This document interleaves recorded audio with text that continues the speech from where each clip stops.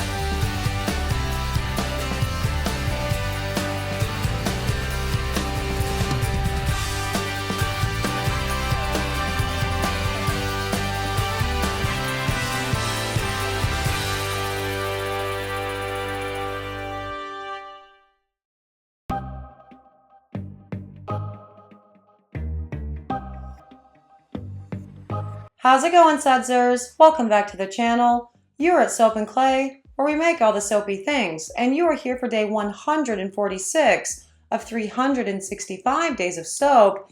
Yeah, and we're continuing on with the awesome, the incomparable, the always amazing, weird, sister pairing, English, history, soap series that I'm doing. I haven't named it yet, but we're continuing on with arguably the best, most influential ruler to ever exist in the history of England ever, Queen Elizabeth.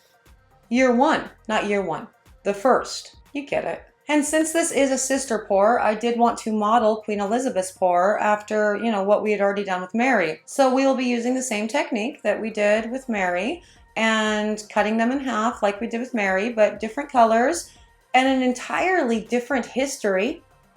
I mean, they're sisters, and so their histories, merge. But, we're talking about Queen Elizabeth I today. So it's going to be a good time. So, let's go to the video and talk about Queen Elizabeth I because it's going to be a good time. It is Elizabeth I's Day, and I am very excited. Now, this is a tea soap along with some soap nuts, so you have both of that going on in the lye solution there, and it is going to be scented with, tea, as one would expect, but also sugar, so basically like a sweet tea. Guess I could have just said sweet tea. The reason for that, tea, very, very British, and the reason for sugar is reportedly, Queen Elizabeth I had quite the sweet tooth, and so that's what we are doing. Now, for the actual design of the bar, we are going to mimic Elizabeth's sister Mary for the pour and do the same technique, but the colors that we are going to use are going to be purple, gold, and green because there's a beautiful portrait, picture, painting thing, of Elizabeth in her really pretty awesome gowns, and one of them is purple and gold and green, and I liked that one. And she was fancy, but she was like smart fancy with her clothing, right? Like because they didn't have a lot of money, the England at that point, the monarchy, because Henry had really pissed a lot of it away, her daddy. And then her brother's people that sort of took care of, things, because he was a child, a literal child when he became king, Edward, right? And they also pissed away a crap ton of money. And then Mary spent money, but she also helped rebuild the economy quite a bit. And she put a lot of things into place or continued building on what, her dad had done with the naval stuff. And then she, continued on with exploration and all of that jazz. But she really laid the groundwork. So it's kind of like the United States when we have a president, right? And really, the first couple years of the next presidency has more to do with the policies that were enacted in the presidency before, or even like the presidency several decades before. Like here in the United States, we're still dealing with freaking Reaganomics. Like that's an economic theory that makes any kind of sense. It doesn't, for the record. But we're still dealing with the aftermath of that. And that was like 40 years ago, right? Anyway, not the point. Point is, Mary had started building a whole lot of things that Elizabeth really got to enjoy, and therefore she continued on with things that, Mary did. And so therefore her legacy really is surrounded a whole lot by the exploration and increasing the trade routes and stuff like that. Obviously, Elizabeth is most known for, and that's one of the best parts of this era in, England, is how much the arts expanded. And the Elizabethan era gave us so many beautiful artists. I mean, lots of actual artists, but also, beautiful playwrights and authors. I mean, we've got Marlowe and we've got Shakespeare, and it's amazing. I love the Elizabethan era so freaking much. I actually specialized in it in my English literature, degree. But we're not really talking about all of that today. Let's talk about something more fun. Okay, so the other more fun thing, I want to talk about Robert Dudley's first wife's death and staircases and the conspiracy theories around that and whether or not Elizabeth had anything to do with it.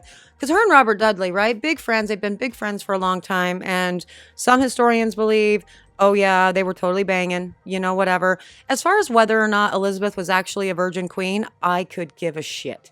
It goes back to the whole, slut shaming of Mary Boleyn and Anne Boleyn to that. And this idea of purity and, whatever is, I guess it made sense at the time, but it's gross that even now in a 21st century perspective, we're even concerning ourselves with whether or not Queen Elizabeth had sex. I really don't care. And maybe she didn't. Maybe she was asexual. That's a whole last thing too.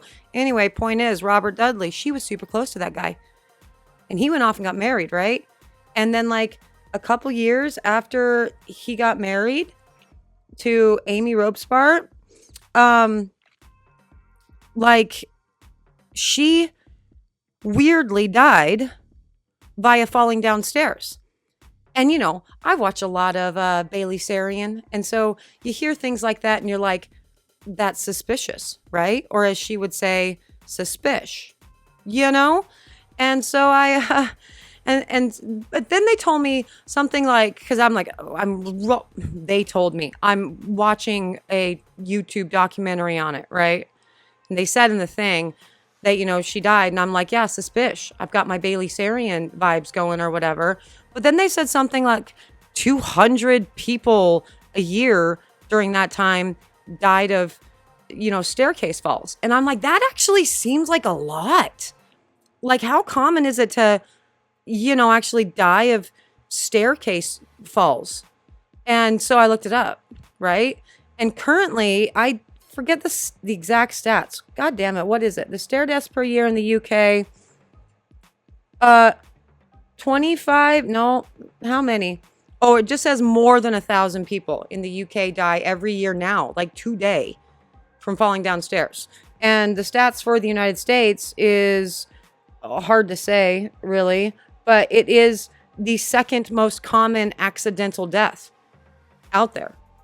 Thousands of people are just freaking falling downstairs and dying every year. like now, even now. And that's crazy, right? Like, that's the craziest thing. How it's stairs. Well, how is this just happening? It's more common to die in a staircase than an elevator. Well, it turns out back in like the Elizabethan era and really up until somebody smart came in and figured out stairs, that yeah, a lot of people died from staircase injuries, staircase falls. Because I mean, think about it. You're walking downstairs and you have these big like garments on, and a lot of the time people were drunk because they were not drinking the water because the water was really dirty and it was better to just drink ale instead. And so, you know, you're tipsy walking downstairs, but the stairs themselves, they were seen as like artistic things, right? And it actually cost quite a lot of money to make stairs for the like proper area of the house. And Amy Rope's part was found on a back staircase that would have led down to like servants' quarters, essentially. And those stairs were constructed really crappily. And it really wasn't until they applied science to the art of building stairs that stairs became became safer. And that whole thing was fascinating in and of itself. Just thinking, this test that they did, like they literally set up and had all of these harnesses so the person wouldn't get hurt or whatever, but set this gal up on a staircase that was like, this is probably what it looked like in the Elizabethan era or the Victorian era, and sort of changed the rise and the tread and everything, and therefore how your gait changes walking downstairs. And yeah, it was really, really fascinating. They'd put all of these different like sensors on her body to test the fall and where you start to stutter. And then they also just did this on a big like staircase that was somewhere in like leaving like the subway as well with that, which I thought was kind of weird. And I didn't quite get if they did that and all of the people that were walking up and down these stairs knowingly were walking up, like they knew that they were part of this test and they were knowingly walking up a set of stairs that one of the stairs are just not appropriately and, physics aligned or whatever. But after reading how many people died of, accidental stair deaths or whatever every year, I really hope that everyone was aware that they were all part of a study, because that would have been just real messed up otherwise. Anyway, point is, stairs, they are actually still kind of dangerous things. And I mean, don't get like scared and don't refuse to go to your upstairs in your house anymore. You know your stairs. But even back then, especially back then, before, again, they applied science to the appropriate, rise and tread and all of the things to stairs, did they actually start getting safe. But before then, it was likely that when you were walking downstairs, especially as a woman, especially as a servant woman, well, I mean, Amy Rope's part was obviously not a servant woman, but you know what I mean? Like, if you're carrying down the really rickety stairs to the back with like a tea tray and shit, right? And you have your big dresses and your petticoats and all the things, you can't see your feet, you can't see the stairs, your hands are occupied. Yeah, no, it was actually kind of a dangerous thing to traverse stairs. And so I'm glad that we have science. It's another example of science plus art equals magic. Just like I, say for soaps and all of that jazz, because this is art and this is science, and together it creates magic. Like those bars. That looks like a crown. That looks like a freaking crown. Look how beautiful that is. That's amazing. I love everything about these bars, by the way. Just talking about staircases. But point is, with all of that, I don't think Queen Elizabeth had anything to do with Amy Rope's death. I really don't. Is it fun to think about? Sure. But like just falling in line with what King Henry was allowed to do, right? Like he could take mistresses of other people's, other people's wives as mistresses. He did that in the case of Mary Boleyn. So she could have done the exact same thing. Ish. I mean, I know that she's a woman, and so the standards were way more bullshit for women than, Henry VIII or any male ruler to that, but she could have done so. She could have just told Dudley, hey, cool that you're married or whatever. We're going to continue to have our private fun time regardless of whether or not you're married, and you're going to be fine with it, or I'm going to kick you out of court and not ever tell anyone why. Like, there would have been ways for her to do that too. So I really don't think that she had anything to do with it. I do think it's fun to think about. And through all of that, as I was listening to this, did Queen Elizabeth I have a hand in killing Robert Dudley's wife? I learned some cool stuff about stairs. And we didn't learn a whole lot about Elizabeth here, but you learned some cool stuff about stairs that maybe you didn't know. And so win-win. We already know a crap ton about Queen Elizabeth I. But how about stairs? Did you know all that? I didn't know all that. I learned all that and I wanted to pass it on to you. That's day 146, Queen Elizabeth I.